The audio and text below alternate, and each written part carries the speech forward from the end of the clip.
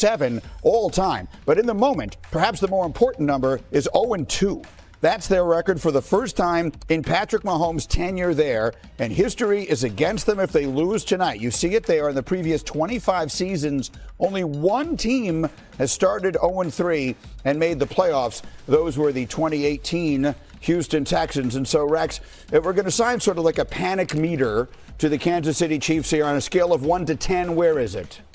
On 1 to 10? Yeah. 12. 12. Are you kidding me? They can lose this one, guys. I'm telling you, they can lose this game. How? Because you can't protect the quarterback. You got no weapons to throw to. This Giants team can rush the passer. Yes. All right? They can't play much else, but who cares? They don't need to. You got no weapons to throw to. And then defensively, you're not quite as good as you've been to carry the team. You played pretty decent last week, but I'm telling you, because they don't get through this one, they're going to get beat by the Ravens the next week. Not only do they go 0-3, they go 0-4. So, yes, you're going to – it's a 12. Yeah, I think the worry comes not this week, but in their schedule in the future. They've got some stiff competition coming up. Right. But this Giant team, they can't stop the run, and I don't know if they'll be able to earn the right to rush the passer. I mean, I think Andy Reid is going to get back to running the football. It's what he has to do. I mean, hopefully he goes back to his old offensive line days and knows that that's all he has right now to protect Patrick Mahomes against a unit that struggles against it. They got to run the football. Brew, the only offensive line coach in the history that doesn't like to run the ball is Andy Reid. It's the darndest thing I've ever seen. Listen, if you had 15 back there, you'd be throwing it too. Even you, Rex. No, I wouldn't. Yes, I would. Yes, I would. This is not panic. This is not panic. However, Rex is right. They need to win this football game. This is a must-win. And when have we ever said that about a Chiefs team in Week 3? It hasn't been since I was lining up for them. That's the reality, right? They're that good. So they got to win this game. Not only do they have the Ravens coming up, Lions coming up after that, right? The schedule isn't easy. But going back, the reason I think I want to pump the brakes on the panic conversation is this. They've just played the two best defenses in the NFL from last year to this year, right? Like, again, the Chargers in Brazil, they just played the defending champs and took both of them to the wire, missing their two best weapons with a rookie left tackle. They're a right? bobble catch away from that game being very different last week. And speaking of the bobble catch, listen, right, these two guys, Kelsey and Mahomes, have been doing it at such a high level for so long, right? And it came up on the wrong side of it, but this is from last week. I want to watch you. We talk about anticipation. We talk about playing fast in the NFL, especially in the offensive side. This is what it looks like. This is as good as it gets. Yeah, Look how early he threw this football, right? It's like he can see the future. And again, here in the big play down in the red zone, they got the look they wanted on defense. Patrick even said it. You see him cutting it loose early again. Kelsey makes this play 9 times out of 10. Obviously, this one doesn't bounce their way. But this is their reality. Their margin of error is so small now, you can't overcome some of these mistakes. But again, I've been there twice this summer.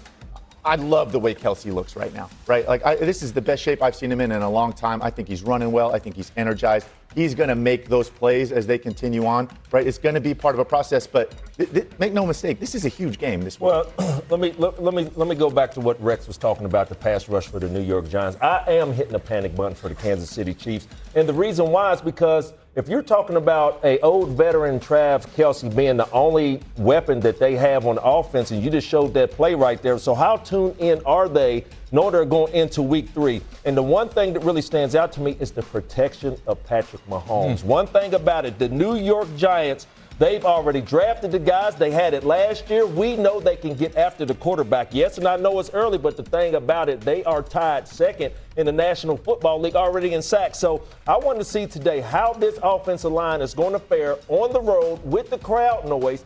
I just want to see how they're going to be able to protect Patrick Mahomes for 4 quarters in a hostile environment. We're talking about the New York Giants here, okay? Russell Wilson doing what he did last week. I mean, I love Malik Neighbors. I mean, Neighbors is a great player, but as a team beating the Kansas City Chiefs, there's got to be so much more that Russell needs to do. I mean, to do that two weeks in a row, that's what I haven't seen from him in a few years. So, I would like to hear Randy talking about Malik Neighbors because, look, the significance of the game for the Chiefs is critical. And you heard Adam Schefter a moment ago, somewhat surprisingly and maybe disappointingly saying this injury to Worthy may be worse than they thought. I had expected him to come back as soon as this week. So that's the Kansas City side. From the Giants side, I have had the opportunity to sit next to you the last 2 weeks and watch Malik Neighbors play. Has he made you a believer? He might be the most watchable player in the entire NFL right now. Hands down. Well, one thing I talked about opening up in week 1 is talking about giving this young man a chance. One thing that really stood out to me last year was this man was running wide open and the ball was not coming his way. Ladies and gentlemen, that barn burner last week in Dallas was a hell of a game, but this is the reason why that the New York Giants was in the game. Being able to put the ball in Malik Neighbors' vicinity for him to be able to catch it. I talked about week 1, all 3 levels of the passing game that this young man can score on. You made a point talking about if Malik Neighbors is the only one we're relying on and against this game at home against the Kansas City Chiefs, hey, bro, I'm going to have to pump the brakes on that one. I think Malik Neighbors and Russell Wilson, if they can keep up with what they did last week, it'll be a long day for them. I think there's another guy on that Giant offense that's going to help even Malik Neighbors out. You know who it is? His running back. Scatterboo guy? Yes. Just give him the dang ball. Yes. Let him pound it through there looking like Larry Zonka. Give me a break, man. Like he runs hard. I'm telling you, that's going to open up things for Malik Neighbors. And that's why I'm telling you, Kansas City, watch out. Watch out. Malik Neighbors leads the league in receiving yards to this point. The Giants, to your point earlier, Teddy, have the worst.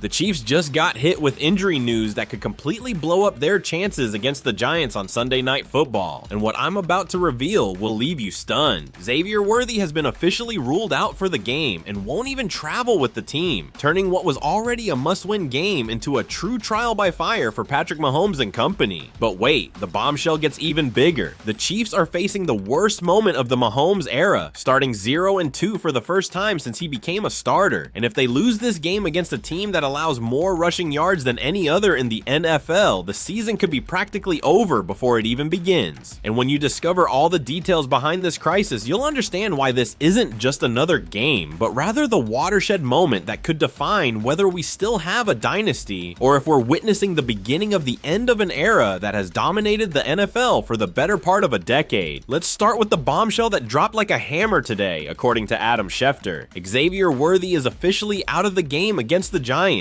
and won't even travel with the team. Man, this hurts way more than it appears on the surface, and I'll explain exactly why this is so devastating. Worthy had been practicing during the week. Andy Reid said Wednesday there were no limitations for him and Jalen Royals. Many people were optimistic he could play Sunday against the Giants based on his progression, but out of nowhere, the guy was downgraded to out and told to stay home. The shoulder injury he suffered on the 3rd play of the season opener against the Chargers in Brazil, in a collision with Travis Kelce on a crossing route, is clearly bothering him much more than we imagined. The honest analysis here is absolutely devastating. Losing Worthy at this moment is catastrophic because the Chiefs' offense was already functioning more around his skill set than Jalen Royals. Worthy is the guy who brings that explosive speed that forces defenses to respect the deep ball, who opens up space for everyone else on the field, who can take a simple 5-yard slant and turn it into a 50-yard sprint to the house. Royals is a rookie, still learning the system, still getting comfortable with the speed of the NFL game, and even though he's progressing well to play Sunday, went from limited participation Wednesday to full participation Thursday and Friday. It's not the same as having Worthy on the field. It's like comparing a Ferrari to a car you just drove off the lot. Both might get you where you need to go, but one has that extra gear that can change everything. But the injury situation gets even more complicated and concerning when you look at the rest of the Chiefs injury report, and man, some of these names appearing should have Chiefs Kingdom worried. Mike Dana is out with a quad injury and didn't practice all week. He's been ruled out completely. Christian Fulton is out with an ankle problem, also didn't practice at all this week. But what scares me most is seeing Patrick Mahomes appear on the injury report with a right wrist injury. Andy Reid said Mahomes didn't even know when this happened during the game against Philadelphia, but his wrist swelled up overnight and he needed treatment. Man, the throwing hand wrist of your QB1 should never be on the injury report, especially just 2 weeks into the season when you're supposed to be at your healthiest. Hollywood Brown always shows up on injury reports with that ankle, which has been a persistent concern since he got here. The guy just can't seem to stay stay completely healthy for extended periods, and that's always going to be a question mark hanging over this receiving corps. Josh Simmons popped up with an illness but was a full participant the last couple days, so he's fine. Jawan Taylor appeared with knee and ankle injuries. The guy is dealing with multiple issues but was limited Thursday, mainly because they practiced indoors on turf, and they typically don't have guys with knee injuries going full speed inside. This injury situation connects directly to the massive elephant in the room that nobody wants to talk about. The Chiefs are 0-2 and absolutely cannot lose this game. I don't care that it's against the Giants. I don't care that it's on the road. I don't care that they've never beaten the Giants on the road in franchise history. I don't care about any of those narratives. You cannot start 0-3 in today's NFL and expect to make the playoffs. When you look at how many 0-2 teams make the playoffs in recent history, there are already precious few. Teams that start 0-3 practically non-existent. I think there were maybe 2 0-2 teams that made the playoffs recently, and I'm not sure about any 0-3 teams pulling off that miracle. And if the Chiefs lose this game and the Chargers beat the Broncos in the same week, Kansas City could be 3 games behind Los Angeles in the division before October even arrives. Think about that for a second. 3 games behind in the division before we even hit the meat of the schedule. Any thoughts of winning the division start to go out the window at that point, and maybe that's premature, but I think the AFC West is too good this year to dig yourself that kind of hole. The pressure is absolutely insane because this is the first time in the Patrick Mahomes era they're starting 0-2, and really the first time since 2014 that the Chiefs are sitting at 0-2. Sure, they had a really tough start to the schedule, playing a divisional rival like the Chargers in Brazil and then hosting the defending Super Bowl champion Eagles at Arrowhead, but at some point we can't keep making excuses for the Chiefs' schedule. If they lose this week against a team they should beat on paper, then at some point you have to accept that you're performing like a 0-3 football team. The argument right now is that the Chiefs aren't as bad as an 0-2 team, and I believe that, but I'm not going to believe it if they lose to the Giants. If you can't beat the Giants at this point with all the advantages you have, then maybe you really are just a bad football team this year. There's a lot on the line going into this game, and the Chiefs should be treating it as exactly what it is, a must-win situation. This brings us to what should be the Chiefs' absolute salvation in this game, and if they can't take advantage of this opportunity, then we have serious problems. The running game against the worst run defense in the entire NFL. The Giants are allowing an absolutely mind-blowing 177.5 rushing yards per game through 2 weeks, and opposing running backs are averaging 5.9 yards per rushing attempt against them. People, these numbers are beyond absurd. They're historically bad. If you can't run the ball against this defense, you literally can't run the ball against anyone in the league. To put this in perspective, in their first 2 games, the Giants have given up 355 total yards of rushing offense. That's almost 200 yards per game, which is basically giving opposing teams an entire extra drive's worth of field position every single game. When running backs are averaging nearly 6 yards per carry against you, that means every handoff is basically a guaranteed first down. This should be a layup for any competent rushing attack. Here's the problem that keeps me up at night. Patrick Mahomes has been the leading rusher for the Chiefs in back-to-back weeks. Let that sink in for a moment. Your quarterback, who should be protected at all costs, who should be handing the ball off and watching his running backs do the work, has been your most productive rusher. Isaiah Pacheco is currently ranked 47th out of 47 qualified running backs on Pro Football Focus. When you're dead last among all qualified players at your position, that's not a slump, that's a crisis. Kareem Hunt, who was supposed to be the veteran savior brought in to stabilize the position, isn't making any meaningful difference. The offensive line, featuring guys like Trey Smith, Creed Humphrey, Kingsley Suamataia, and Jawan Taylor, isn't opening holes consistently. And according to a report from ESPN that came out this week, the coaching staff itself is puzzled and confused about why the running game isn't working. Man, when Andy Reid and his staff admit they're confused about something in week 3, that should terrify Chiefs fans. The brutal reality that nobody wants to acknowledge is that Isaiah Pacheco and Kareem Hunt probably wouldn't be starting running backs on half the teams in the NFL right now based on their current level of play. And this becomes even more evident and painful when you compare what Mahomes is working with versus other elite quarterbacks around the league. Josh Allen has James Cook in the backfield, who's a legitimate top 5 running back in the NFL. Lamar Jackson has Derrick Henry, a future Hall of Famer who's still producing at an elite level. Patrick Mahomes has to work magic with guys who are struggling to produce even basic positive yardage on a consistent basis. Part of the problem is that Pacheco's vision just isn't great, and he's trying to make moves and do things that his skill set simply doesn't allow for. He's not Saquon Barkley. He can't make defenders miss in the backfield and turn nothing into something. His strength is supposed to be hitting holes hard and getting what's blocked for him, but when the holes aren't there, he's not the type of back who can create something out of nothing. But I think the bigger issue is that it all starts up front with the offensive line. The offensive line just hasn't been very good in run blocking this year. When you watch the film, you see Pacheco getting hit behind the line of scrimmage or at the line of scrimmage far too often. Nobody on that line is consistently winning their one-on-one battles in the running game. Mahomes hasn't been sacked as much as you might expect, but that pocket is still collapsing very quickly on passing downs. You're not seeing him with clean pockets where he can step up and deliver strikes downfield, and he's having to bail out of the pocket and scramble far too often. This puts extra stress on Mahomes' body and makes the offense predictable. When your quarterback is your leading rusher, defensive coordinators start game planning differently. They know they can be more aggressive with their pass rush because they're not worried about getting gashed on the ground. It's a vicious cycle that's putting more and more pressure on Mahomes to be superhuman every single week. Going back home to the New Jersey area might be exactly the spark that Isaiah Pacheco needs to break out of this funk. The guy is from that area, his family will be in the stands, he'll have that extra motivation of playing in front of the people who supported him before he was famous. We saw him have what might have been a vintage Pacheco performance when they played the Jets in New York a couple years ago.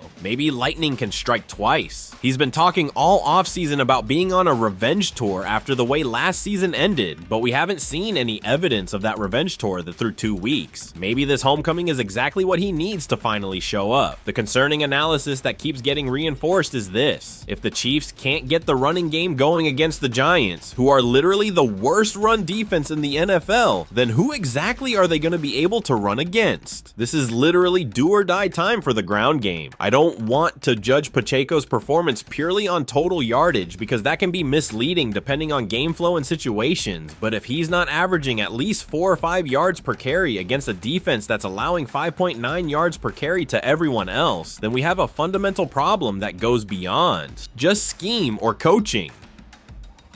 Shifting our focus to the other side of the ball, the Giants have their own legitimate weapons that the Chiefs absolutely need to respect and game plan for. Russell Wilson showed last week against the Cowboys that he still has that vintage Russell Wilson magic in him. The guy threw for a ton of yards, made some incredible deep throws, and took that game to overtime before throwing a costly interception. But for most of that game, he looked like the Russell Wilson who terrorized the NFC for years in Seattle. And man, he has some dangerous targets to work with. Malik Neighbors is a legitimate star in the making. This rookie is special. The guy needs to be doubled on every single snap because he has the ability to take en route and turn it into a house call. If Wan'Dale Robinson ends up missing time with his injury issues, Neighbors could legitimately see 15 to 20 targets in this game. He's that good and that important to what they're trying to do offensively. Wan'Dale Robinson, when healthy, is a crafty slot receiver who knows how to find the soft spots in coverage. Darius Slayton has been a consistent deep threat throughout his career and has great chemistry with quarterbacks who can push the ball downfield. Jalen Hyatt brings speed and route running ability that can stress any secondary. All of these guys can make big plays if the Chiefs slip up in coverage or if their pass rush doesn't get home to Wilson. The Giants put up 37 points last week against the Cowboys and took the game to overtime. That wasn't a fluke. They moved the ball consistently and made big plays when they needed them. Their offense has legitimate pieces and can definitely put points on the board. They've got running backs in Cam Scatebo and Tyrone Tracy, who can contribute both in the running game and as receivers out of the backfield. Russell Wilson's willingness and ability to push the ball vertically has been troubling for Chiefs defensive backs in the past, and there's no reason to think that won't be a concern again. But here's where the Chiefs should have a significant advantage if they can execute their game plan properly. The Giants defense has some glaring weaknesses that Kansas City should be able to exploit.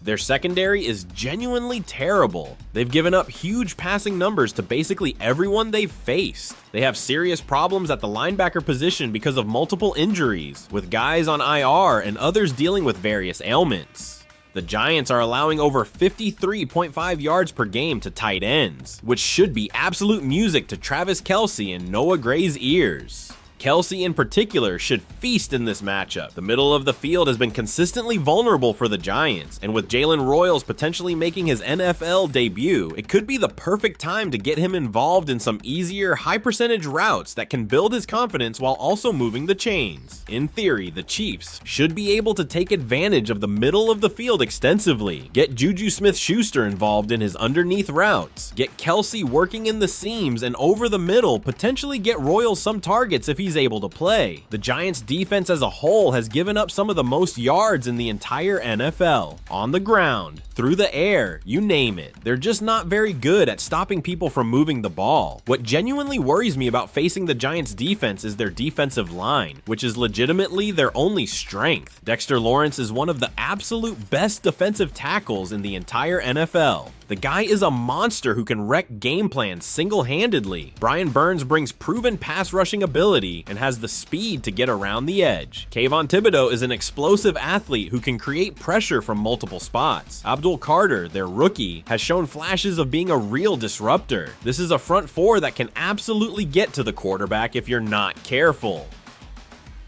And the obvious weak link that every opposing defensive coordinator is going to target is Kingsley Suamataia on the Chiefs' offensive line.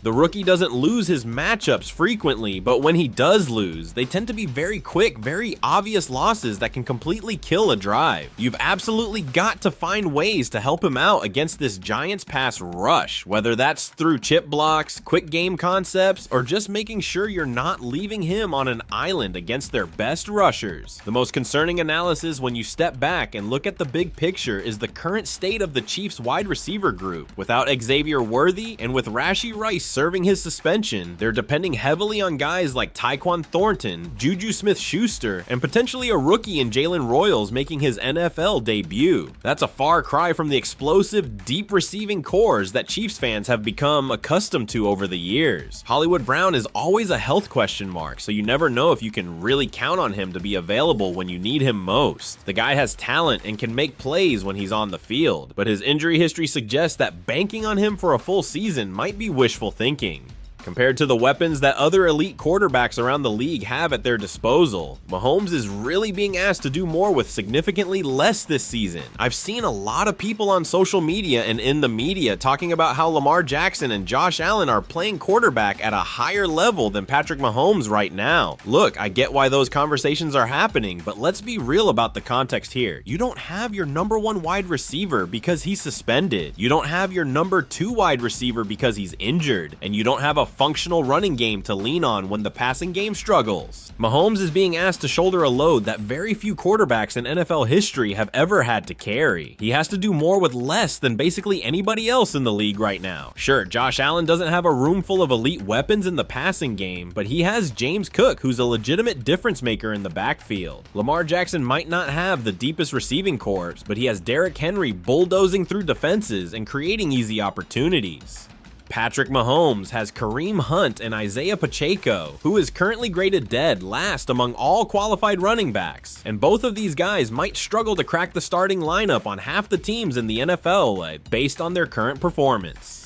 All of this is to say that yes, the Chiefs' offense looks pretty anemic right now, but that's largely because they're missing key pieces and dealing with underperformance at crucial positions. The Giants have their own offensive line issues that the Chiefs should be able to exploit. Most of the questions during Brian DeBall's press conference this week were about their struggles up front. They might get their left tackle Andrew Thomas back for this game. He's listed as questionable and hasn't played yet this season, but they have other injuries along the offensive line, and that unit just isn't very good overall. This connects directly to what could be the most important key to the game. Can the Chiefs pass rush finally get home and pressure Russell Wilson consistently? The Chiefs front seven hasn't had nearly enough success through the first 2 weeks of the season. When you look at most of the advanced metrics, pass rush win rate, pressure percentage, disruption rate, you want to see your pass rushers trending in the top right quadrant of these charts, but instead they're languishing in the bottom left. That's genuinely concerning for a team that's supposed to have a strong defensive front. Even Chris Jones, who's typically one of the most disruptive interior pass rushers in the NFL, has been seeing a lot of double teams, but hasn't been winning those matchups as consistently as you'd normally expect from a player of his caliber. Now, it's only been 2 weeks, so the sample size is small, and last week they went up against what many consider a top 3 offensive line in in the NFL with the Eagles. That context matters, and I don't want to overreact to small sample size statistics, but the reality is that if you want to find success against the Giants, and Russell Wilson specifically, you absolutely have to pressure the quarterback and not give him time to let those deep routes develop. Wilson is not great under pressure. He tends to make poor decisions when he's feeling heat and can't step up in the pocket, but if you give him time and let him get comfortable, he can still make all the throws and hurt you vertically. The Giants don't have a huge threatening running game that's going to keep you honest. They've got Devin Singletary, Cam Scatterbo, and Tyrone Tracy, but nothing that should make you fear them like you would Saquon Barkley or some of the more elite rushing attacks around the league. So you shouldn't be overly concerned about stopping the run. The focus should be on rattling Russell Wilson and making him uncomfortable in the pocket. Special teams could also end up being a significant factor in what might be a close game. Harrison Butker absolutely cannot miss field goals or extra points in a game like this, where every point could be the difference between winning and losing. We've seen him have some uncharacteristic misses this season, and while I'm not overly concerned about his long-term performance, you can't afford to leave points on the board against any NFL team.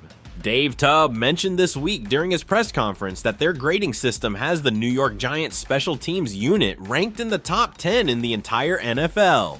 That means they're not going to give you easy opportunities or make egregious mistakes that you can capitalize on. You're going to have to earn every yard and every point in the special teams phase of the game. The Chiefs should beat the Giants. That's just the reality when you look at talent level, coaching, and recent track record. I don't care that the Giants are playing at home in front of their fans. I don't care that the Chiefs have never beaten the Giants on the road in franchise history. That's just a quirky statistical anomaly. I don't care that this is the first time in the Patrick Mahomes era that they're starting 0-2. None of those narratives should matter when you step between the lines and actually play the game. This Chiefs team, even with all their current issues and injury concerns, should be able to out-execute the New York Giants in most phases of the game. The Giants have lost more games than any other NFL franchise since 2017, while the Chiefs have won more games than anyone else in that same time frame.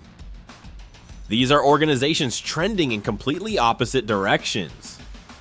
When you compare the Giants to the two teams the Chiefs just played very competitive games against, the Chargers, who are genuinely a very good team with talent all over the roster, and the Eagles, who are the defending Super Bowl champions with elite talent and coaching, the Giants fall short in most meaningful categories. They're just not as talented, not as well coached, and not as battle-tested as those teams. But here's the thing that keeps me nervous. You absolutely cannot sleepwalk through this game thinking you just need to show up and the Giants will roll over. You can't start looking ahead to next week's matchup against the Baltimore Ravens, who will present a much more significant challenge. If you approach this game with that kind of mindset, if you don't execute with precision and focus, you're going to find yourself in a dogfight that you might not win. Russell Wilson is still capable of magic when he gets hot. Those Giants receivers can make big plays if you give them opportunities. Their defense, while not great overall, has enough talented players on the defensive line to create problems if you're not sharp with your protection schemes. This is still the NFL, where any team can beat any other team on any given Sunday if the circumstances align properly. My prediction for this game is Chiefs 27-17, with Kansas City winning by 10 points and finally getting that first victory of the season. The Chiefs are 6.5-point road favorites for a reason. Vegas knows that talent disparity exists, and when you factor in coaching and recent performance, Kansas City should be able to control this game. I think they'll pull away in the second half once they get their running game established and start putting consistent pressure on Russell Wilson. But this victory is going to require the Chiefs to play their best, most complete game of the season so far. You have to execute at a high level in all three phases. You can't have Harrison Butker missing makeable field goals. You can't have Travis Kelce dropping passes in the red zone like we saw last week. You can't have the offensive line breaking down and giving up quick pressure that forces Mahomes to scramble around and extend plays unnecessarily. All of the execution issues that have plagued this team through the first 2 weeks absolutely have to get cleaned up and corrected. I think they're going to come into this game hungry, focused, and ready to make a statement. I think by the time the final whistle blows, they'll have won this game by more than one score and finally given Chiefs Kingdom something to feel optimistic about. But here's the alternative scenario that keeps me up at night. This could very well turn into another down-to-the-wire one-score game that Mahomes has to win with a game-winning drive in the final minutes. We've seen this movie movie before with the Chiefs. They go into games they should win comfortably and somehow find a way to make it much more difficult than it needs to be. They slug it out for 4 quarters and barely escape with a victory that probably should have been much easier. That wouldn't be the end of the world. A win is a win, regardless of how you get it, but it would be concerning if they can't put away a team like the Giants more decisively, especially given all the advantages they have on paper. You want to see this team start building some momentum and confidence, and the best way to do that is by taking care of business in convincing fashion against teams you're supposed to beat. The absolute bottom line here is this: once that clock strikes 0 on Sunday night, I believe the Chiefs will be walking off the field with a victory. They'll improve to 1-2 and finally have something positive to build on as they prepare for a very tough upcoming stretch of games.